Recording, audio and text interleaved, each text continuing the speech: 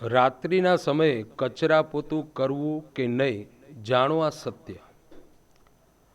ભલા ભક્તજનો, રાત્રિનો સમય ઘણા ઘરમાં આપણે જોઈએ છે કચરા પોતું કરતા હોય છે. એ કરવું જોઈએ કે ન કરવું જોઈએ? બહેનો, આપ ભૂલ કરો છો કે નથી કરતા? સાયંકાળ સમય પછી કચરા પોતું ન થાય. સંધ્યાનું ટાણું થઈ જાય પછી કચરા પોતું ન થાય. કારણ શું છે? સત્ય એક બનેલી ઘટના આપને જણાવું. એ વ્યક્તિ એટલો ધનિક હતો,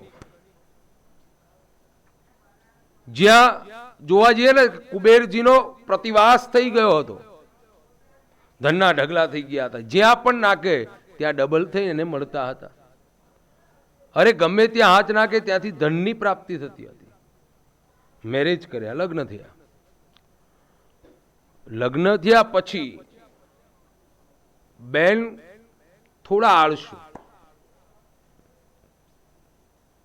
બહેનો, ખોટું ન લગાડતા, પણ આળસ તમારા જીવનમાં લક્ષ્મીજીને આવવા નથી દેતી ઘરમાં. કારણ કે શાસ્ત્રમાં એમ કહે છે, ગૃહ લક્ષ્મી કીધા છે તમને. ગૃહિણી ગૃહ લક્ષ્મીને સમાન બતાવી છે. જે ઘરમાં પતિ કોઈ પણ પુરુષ હોય, ગમે તે પુરુષ, પોતાની સ્ત્રીને સન્માન ન કરે, સ્ત્રીઓનું અપરાધ થતો હોય, ઘરમાં લક્ષ્મીજીનો વાસ નથી, એ શાસ્ત્ર કહે છે. પણ બહેનો, આપને પણ આ વસ્તુનું ધ્યાન રાખવાનું છે. આ એટલા માટે તમને દ્રષ્ટાંત આપું છું કે બનેલી આ સત્ય ઘટના છે કે ભાઈ ગમે તે પ્રકારનું કામ કરે પણ એને લક્ષ્મીની પ્રાપ્તિ થાય ને થાય જ. ગમે ત્યાં નાખે તેનું સવળું જ થાય.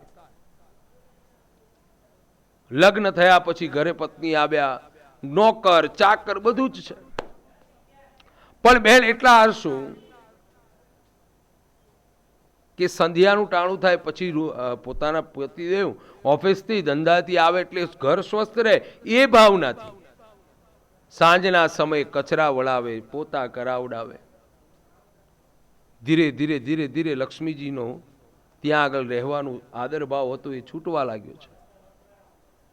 લક્ષ્મીજીનો વ્યય થવા લાગ્યો. એ માણસ એટલી ટોચ ઉપર પહોંચેલો માણસ ધીરે ધીરે ધીરે નીચે આવી ગયો છે. વિચાર કરે છે, ડિપ્રેશનમાં માણસ આવી જાય છે કે મારી પાસે બધું જ હતું પણ આ બધું થવા કેમ લાગ્યું? આવું તમારા જીવનમાં પણ બનતું હશે કે બન્યું હશે.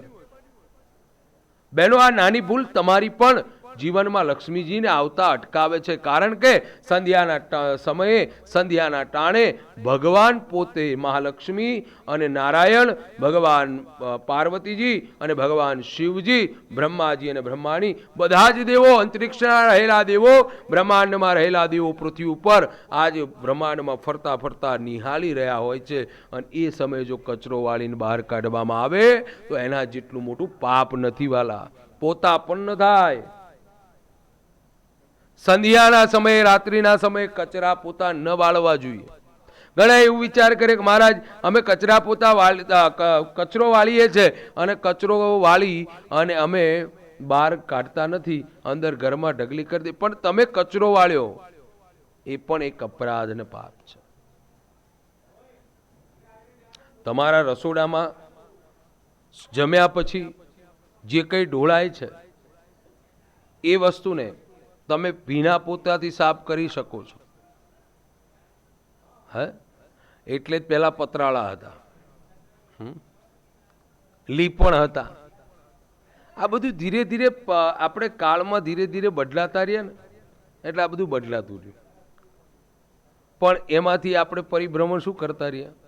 સવારનો સમય હોય, પ્રાતકાળમાં સવારમાં જાગો એટલે તરત જ કચરો, વાસી કચરો, સૂર્યનારાયણના દિવ્ય કિરણ પૃથ્વી ઉપર ન પડે એ પહેલા વાસી કચરોને બહાર કાઢવાનું નિયમ હતો કે નહોતો?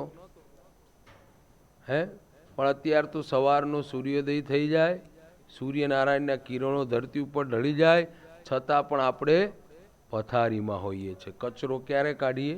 મધ્યાહન થઈ જાય ત્યારે.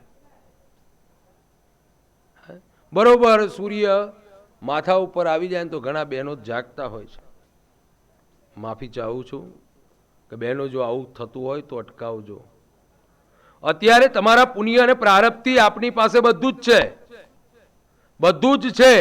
પણ જ્યારે પુણ્ય ધીરે ધીરે ધીરે ધીરે ઘટવા લાગશે પછી એ બધું જતું રહેશે. એટલે સવારમાં પ્રાતકાળમાં સૂર્ય ઉદિત પહેલા કચરા પોતા ઘરમાં થઈ જવા જોઈએ અને સાંજે જ્યારે સંધ્યાનું ટાણું પહેલા પણ થઈ જવા જોઈએ. પછી કચરો વાળવો એ ખોટી વાત છે. કચરો ન વળાય, પોતા પણ ન થાય. બેનો આ નાની વાત ક્યાં લક્ષ્મીજીને રોકે? કારણ શું? તમે જે કચરો વાળો છો એ શ્રાવણી શું છે? શાસ્ત્રમાં કીધું છે કે શ્રાવણીમાં લક્ષ્મીજીનો વાસ છે. એને પગ પણ અડાડાય નહીં, એને જ્યાં ત્યાં મુકાય પણ નહીં. અને વાસી દુર્ભાવનાઓ માં લક્ષ્મીની કૃપાથી દૂર થાય અને આપણે એ સંધ્યાના ટાણે વાળીએ તો દુઃખ આવે આવે અને આવે. અને પછી એ માણસ લોનો લઈને ચૂકવવા લાગ્યા, પછી એને ગમે તે રીતે ભેટો થયો. એમને મેં કીધું આ વસ્તુને અટકાવી પાછું એને અનુષ્ઠાન શરૂ કર્યું અને ભગવાનની કૃપાથી ધીરે ધીરે પાછું લક્ષ્મીની પ્રાપ્તિ થવા લાગી. તો બહેનો આપણે જો આવું થતું હોય ઘરમાં તો અટકાવી દેજો. આજથી જાગ્યા ત્યાંથી સવાર, જો જાગ્યા ત્યાંથી સવાર ભાવના રાખી અને એને અટકાવશો તો ચોક્કસપણે તમારા ઘરમાં ધનની પ્રાપ્તિ થશે, તમારું રક્ષણ પણ થશે, ભગવાનની કૃપા તમારી ઉપર પ્રાપ્ત ચોક્કસ થશે. તો વિશેષ માહિતી પ્રાપ્ત કરવા માટે કચરા પોતુથી માંડી અને ઘણી ઘણી એવી વાતો છે કે બહેનોથી ભૂલ થતી હોય છે. અમુકને તો એવી ટેવ હોય, બિચારા બાપડા છે ને આખું બપોર ફેસબુક વોટ્સએપમાં લગાવદાર જોતા રહે, કમ્પ્લીટ 3-4 વાગે એટલે પાછા નિંદ્રમાં આવે. આ ટેવો છો કલિયુગની. માફી ચાહું છું, આપ બધાના ઘરમાં જોતા જ હશો. અને ફોને એકબીજાના પ્રેમને ઓછા કર્યા, ફોને જ કર્યા છે. હું બીજા કોઈને દોષિત નથી કરતો. 10 જણ બેઠા હોય, 5 પણ વાત સારી ન થાય, ફોન એની મોજમાં અને ફોનની મોજમાં જ હોય માણસો.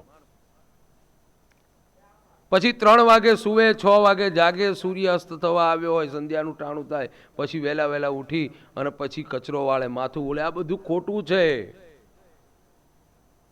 ખાસ ચેતજો, ખાસ સમજજો. અને આ સત્ય વાત છે. કચરો જો ઘરમાંથી સંધ્યાના ટાણે નીકળ્યો તો તમારી ઉન્નતિ અને પ્રગતિને તમે બહાર કાઢી રહ્યા છો, એ વાત ચોક્કસ છે.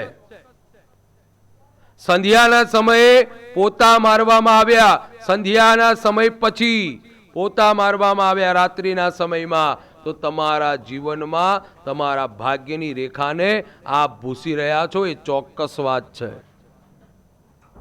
આ બધી વસ્તુઓ, આ બધી નિર્મતાઓ પરમાત્માએ પ્રાપ્ત કરેલા એ જે નિયમો છે એ નિયમમાં રહી અને આપણે કાર્ય કરીશું તો બહેનો ભાઈઓ ચોક્કસ વાલા ભક્તો તમારી ઉપર પરમાત્માની કૃપા થાય અને થાય. એક નાનકડી તમારી ભૂલ તમારા જીવનને ભૂસી રહી છે, તમારે ત્યાંથી લક્ષ્મીનો શ્રેય કરી રહી છે. તો વાલા ભક્તો, આવી નાની નાની વિશેષ કથાઓ તમારે જીવનને બદલાવી શકે છે.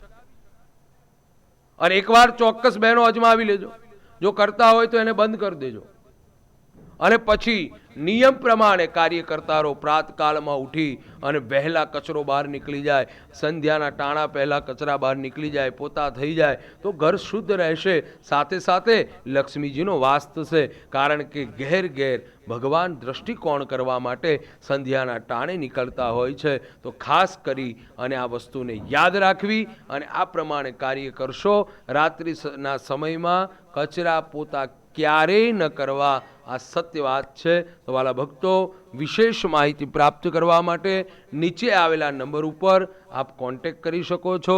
જ્યોતિષથી માંડી અને કથા વાર્તાથી માંડી તમામ પ્રકારની કાર્ય આપને અનુસંધાને તમને અહીંયાથી સારું સમાધાન પ્રાપ્ત કરાવી અને જીવનમાં ભગવાનની પ્રાપ્તિ અને ભગવાનનું કીર્તન અને ભગવાનનું સ્મરણ પ્રાપ્ત થાય એવા પ્રયાસથી રવિવારના દિવસે, ગમે તે રવિવારના દિવસે આણંદ જિલ્લો, તારાપુર તાલુકો, મોરજ ગામ, ઉમિયા માતાજીના મંદિરે રૂબરૂ આપ મુલાકાત કરી શકો છો.